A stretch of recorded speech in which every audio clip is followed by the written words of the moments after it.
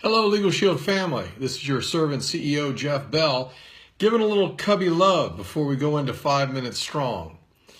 Today I want to talk about John D. Rockefeller and what we could call the Rockefellerian key to success. You know, I recently read Ron Chernow's excellent biography on John D. Rockefeller, and he writes that if there was one overarching principle to Rockefeller's success, it was his self-control.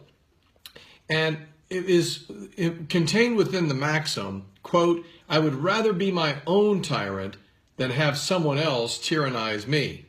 Talk about living free. That's John D. Rockefeller. You see, Rockefeller's life has many great lessons for us at Legal Shield.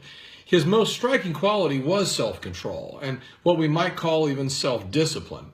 He relentlessly improved upon his willpower, training himself to master his emotions, his desires, and his schedule so that he could put all of his energy towards achieving his goals.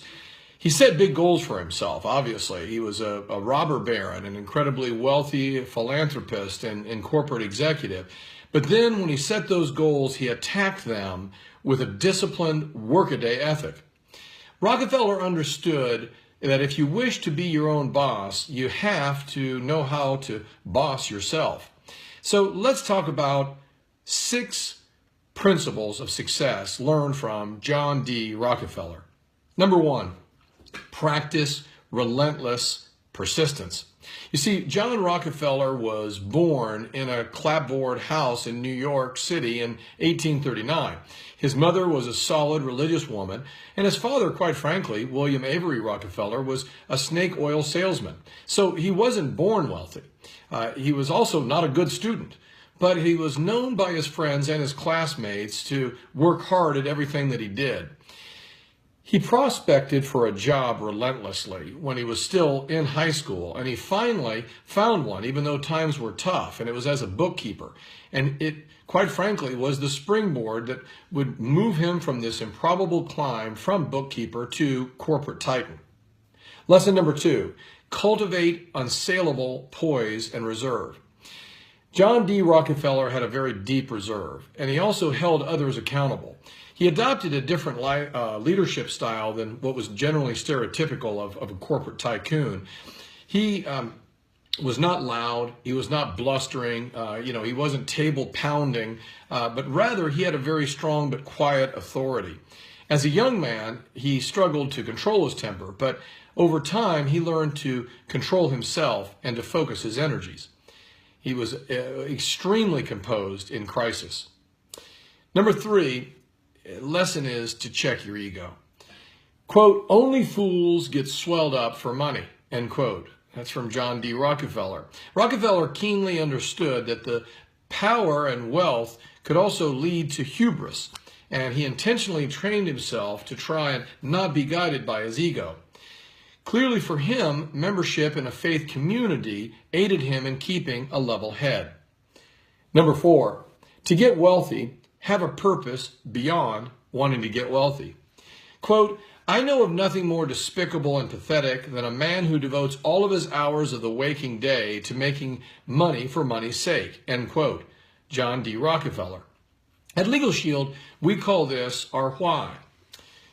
Rockefeller went on to say, quote, "The man who starts out simply with the idea of getting rich won't succeed. You must have a larger ambition," end quote. Wow. That sounds like Legal Shield and our own why. We have our vision and mission, but you individually have to make sure that you touch base and articulate your why, and it's got to be more than just the dollars. Number 5, pay attention to the details. When it comes to appointments, John Rockefeller was religiously punctual. It sounds a lot like our own founder, Harlan C. Stonecipher, who used to tell me, quote, "If you cannot be on time, be early," end quote. Rockefeller kept his own routine. He allotted time for his family, for his faith, and for his fortune, and he stuck to his plan down to the very second. In business details, he always paid his debts. Whenever he owed money, he always paid him back, and he always filled his contracts on time. Number 6, live frugally, even when you don't have to. You know, in looking back on the factors that most shaped the trajectory of his success, Rockefeller believed that one of the most important lessons was his discretion in tracking all of his spending and his saving.